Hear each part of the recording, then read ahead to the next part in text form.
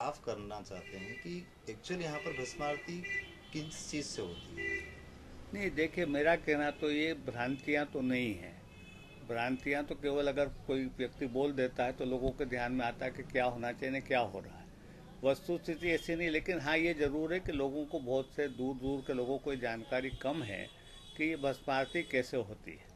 कई बार मुझे ही बम्बई में कुछ लोग मेरे भक्त मिले और मुझसे पूछा कि भाई वो महाकाल में भस्म आरती है तो मशान से रोज राख लाई जाती है, वो चढ़ाई जाती है, और प्राय अब उस रोज रात को एक आदमी को मरना ही पड़ता है और उसकी ताजी भस्म आती है, और नहीं मरते हैं तो उस रोज पुजारी को मरना पड़ता है, ये तक वहाँ कहा। अरे मैंने कहा सब गलत बात है, ऐसा कभी भी कहीं नहीं होता ना, कुछ हुआ भी नहीं इस तरह के। वहाँ जो है असल में धूना है भगवान का, उस धूना की भस्म ला करके भगवान को अर्पण की जाती है, ये परंपरा है।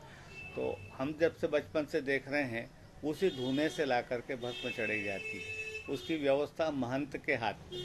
ऐसा है कि ये भस्म का श्रृंगार भी भगवान का जो है वो गृहस्थ नहीं करता। इससे यहाँ महंत की गादी भी, निर्वाणी अखाड़े के महंत जो आजकल प्रकाशपुरी जी, सबसे पहले मेरी जानकारी में पहले एक भैरवपुरी जी महाराज थे, वो काफ़ी हमने बचपन से उनको देखते रहे थे। उसके बाद एक दूसरे और आए, वो भी चले गए, फिर अब ये अपने प्रकाशपुरी जी आजकल वहाँ हैं।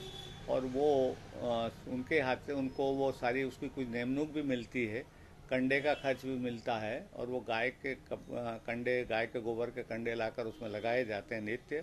उसको अखंड धूना रखा जाता है, बुझने नहीं दिया जाता है।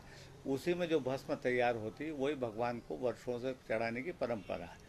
उसमें ऐसा कभी हमको सुनने में नहीं आया कि कोई इस तरह का किया गया। चिता भस्म का उल्लेख जरूर है।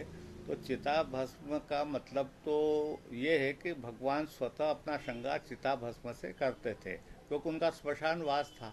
स्मशान वास में वो जो करते थे वो अपने हिसाब से करते थे। तो ये ऐसा नहीं है कि उसका अर्थ ये कि हम भी उनको वो ला के चढ़ाएं, समझे कि नहीं। उससे ये कि उसका ये जरूर है कि इस संबंध में विद्वानों से राय लेकर के विचार विमर्श किया जा सकता है कि सही स्थिति क्या है। हमारे शीर्षस्थ धर्माचार्य जो शैव धर्म के प्रधान आचार्य होते हैं, शंकराचार्य, वो इसकी राय दे सकते हैं। क्योंकि हम लोग कोई भी इस तरह की इस महत्वपूर्ण बात के लिए निर्णय के अधिकारी नहीं है। ठीक है, हम जानते हैं कि क्या है क्या नहीं, लेकिन तब भी हम अपनी वाणी से तभी बोलेंगे कि वो कम से कम उस पर शंकराचार्य की पुष्टि हो।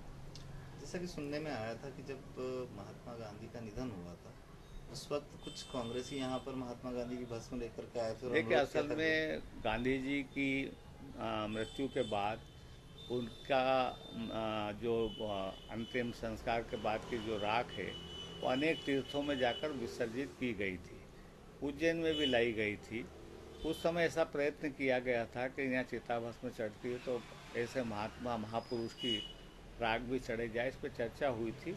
लेकिन फिर उसकी विद्वानों के द्वारा पुष्टि नहीं हुई कि भाई ऐसी अभी परंपरा यहाँ है नहीं, इसलिए इस बात को अभी हम लोग इस तरह से स्वीकार नहीं कर सकते। तो इस स्थिति में वो चढ़ाई नहीं गई थी, समझे कि नहीं। तो भस्म आरती की परंपरा कब से चल रही है। नहीं, ये तो यहाँ बहुत पुराने समय से है।